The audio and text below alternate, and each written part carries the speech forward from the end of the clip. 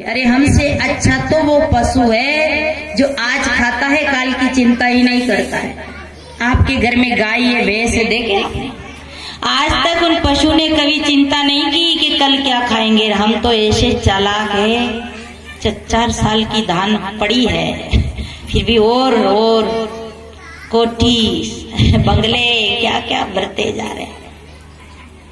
हमने तो क्या क्या इकट्ठा कर लिया, पर एक बात याद रखना कि वो सिकंदर भी कुछ नहीं ले गया जिनने हमारे भारत में कई बार आक्रमण किया और हमारे देश को कई देशों को जीता, लड़ा, मारा, काटा, और जब गया तो खाली तो गया।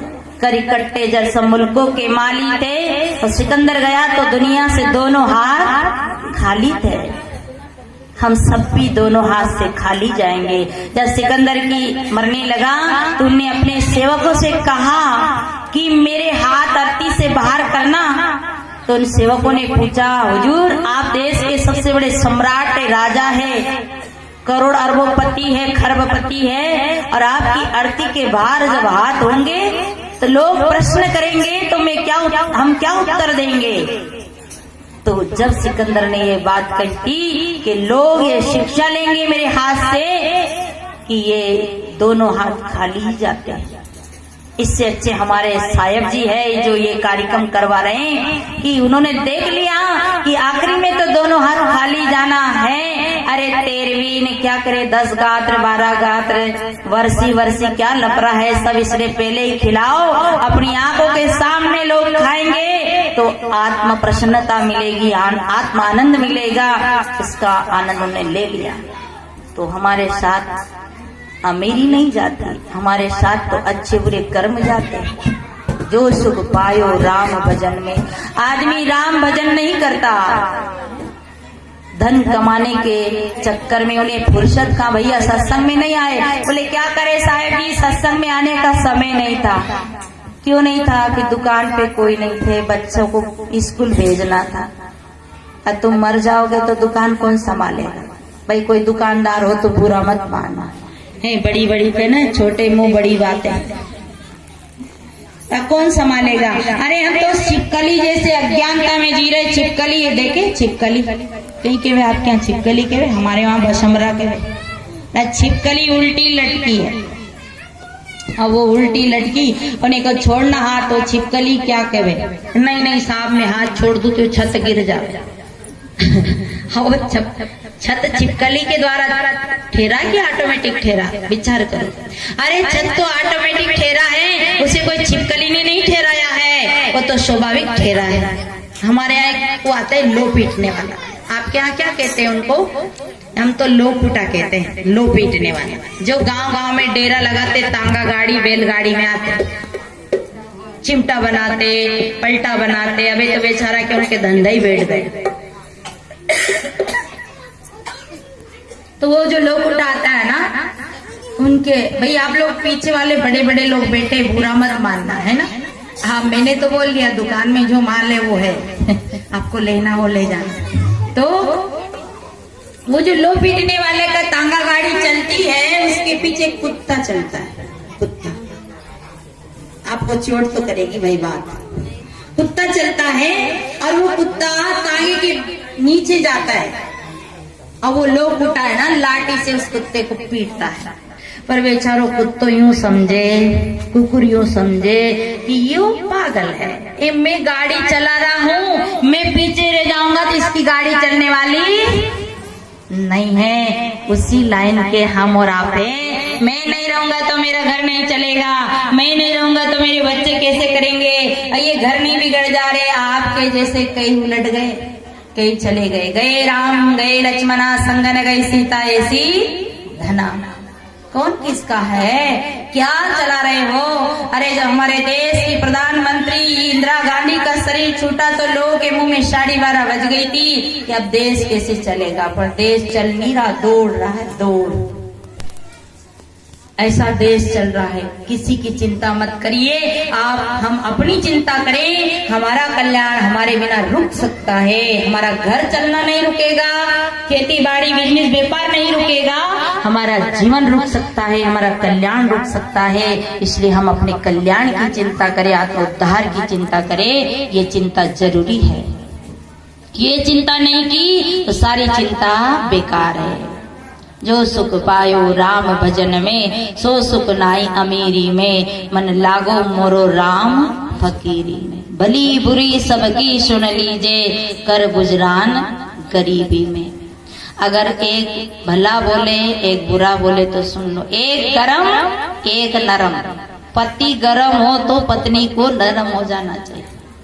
पति की आंखें लाल दिखे तो पत्नी को समझ लेना चाहिए कि खतरे के निशान आ रहे हैं।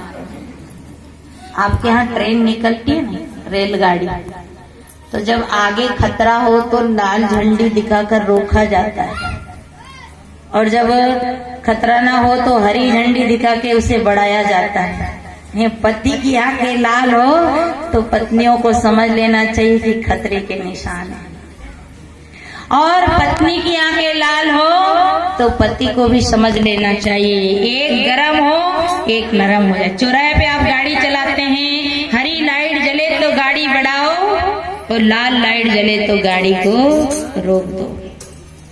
हरी लाइट से गाड़ी बढ़ा दो। हरा में हरा हो जाता है और लाल में काला हो जाता है। हरा जीवन का अच्छा प्रतीक है। इसलिए एक गरम तो एक नरम। बाप गरम तो बेटा नरम, बेटा गरम तो बाप नरम। आप सुनते हैं कथाओं में कि सुकरात की पत्नी बहुत गरम थी, तुकाराम की पत्नी बहुत गरम थी। कहते तुकाराम जी गन्ना बेचने गए, दयालु स्वभाव के थे, तो गन्ना सारा बेच बेचा के नहीं आए, बांट बटा के आ गए। और ये माताएं तो पूरी हिसाब किताब रखती, इनके पास तो पूरा, तो पूछती है कितने का हुआ, तो तुकाराम जी ने कहा हुआ नहीं, मैं तो सबको बांट कर आ गया, एक बचा। पत्नी को गुस्सा आया, बेवकूफ कहीं के कमा के नहीं लाए, और एक गन्ना लेके आए, हाथ से गन्ना झटका और गन्ने को जोर से पति को मारा, तो गन्ने के हो गए 2 टुकड़ा, और 2 टुकड़ा हो गए तो क्या कहते हैं, कोई बात नहीं देवी, वैसे भी 2 टुकड़ा करना ही था, क्योंकि अपन 2 है, एक तू चूस ले एक मैं चूस लूं। आज का तुकाराम ऐसा करता क्या? आज का तुकाराम तो तलाक देने के लिए तैयार हो जाता, घर में महाभारत खड़ी कर देता। ऐसी सुकरात की पत्नी की भी कहते हैं, वो भी बड़े कर्कश स्वभाव की थी, पर सुकरात नरम स्वभाव के थे, सबर, क्षमा और सबर को धारण कर रखे थे। तो सुकरात जी कहीं भजन गाने गए, भजन पार्टी में, तो देर से आए, लेट आए। जब 4 बजे लौटे, रात भर के हमारे उधर राजस्थान भी लग गए हमारे एमपी से, तो हम लोग वहाँ भी जाते हैं, राजस्थान में भी हम लोगों का आश्रम कभी कभी बीच बीच में जाते रहते हैं। वहाँ की रात, पूरी रात भजन गाते हैं लोग। 4 बजे आरती हुई, तुकाराम जी सुकरात जी लौटे, उनकी भजन मंडली के साथ लौटे, तो उनकी पत्नी खूब गालियां देने लगी। क्या देने लगी? छत्तीसगढ़ की गाली दूं क्या?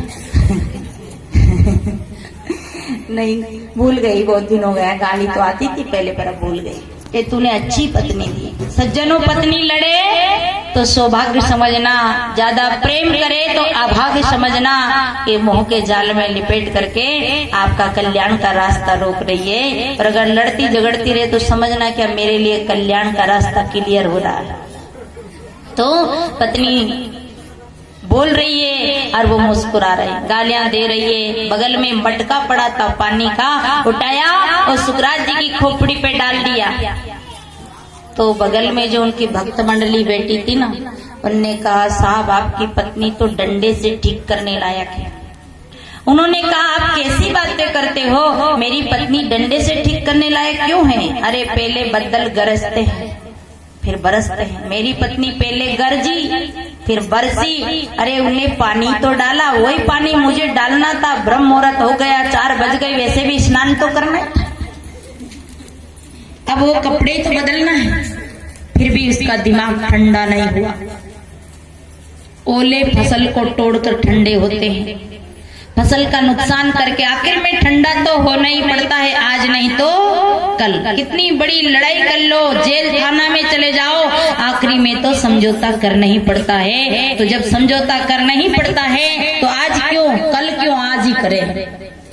तो फिर भी उनका विचार ठंडा नहीं हुआ, मस्तिष्क ठंडा नहीं हुआ, और वो रात की जो भात बनाई थी वो भगोनी पड़ी थी, वो कहे ये तेरा बाप कौन खाएगा ये ठंडी भात को। सुकरात मुस्कुराते हुए उस भगोनी को उठाया और अपनी पत्नी की खोपड़ी पे रखने लगे हंसते हुए। तो पत्नी बोली क्या करते हो? तो सुकरात बोले देवी ये रात का भात ठंडा हो गया, तेरी भट्टी बहुत गर्म है, थोड़ा सा इसमें रख करके थोड़ा भात को गर्म कर लूं ताकि खाने में सुलभ होगा। तो ऐसे जहाँ पति होगा वहाँ झगड़ा लड़ाई नहीं होगी। जो सुख पायो राम भजन, भली बुरी सबकी सुन लीजो, कर गुजरान गरीबी में, मन लागो मोरो राम फकीरी। हाथ में कमंडल ले लो, सोटा ले लो, चारों दिशा जगीरी में। हम लोग को चारों दिशा जगीरी में, जहाँ जाए वहीं घर मिल जाता है, आसन मिल जाता है, खाने को मिल जाता है, इतना बढ़िया। जहाँ जाओ वहीं के जो राम भजन में लगता है उनकी दुनिया उनकी हो जाती है सारे। जहाँ जाओ वहीं रिश्ते नाते बन जाते। संसार का रिश्ता तो झूठा है पर सदगुरु का रिश्ता बड़ा पवित्र है। इसलिए भक्ति से रिश्ता जिन्होंने जोड़ा उनका जीवन धन्य हो गया, पवित्र हो गया। और हम सब थोड़ी देर डुबकी लगा ले।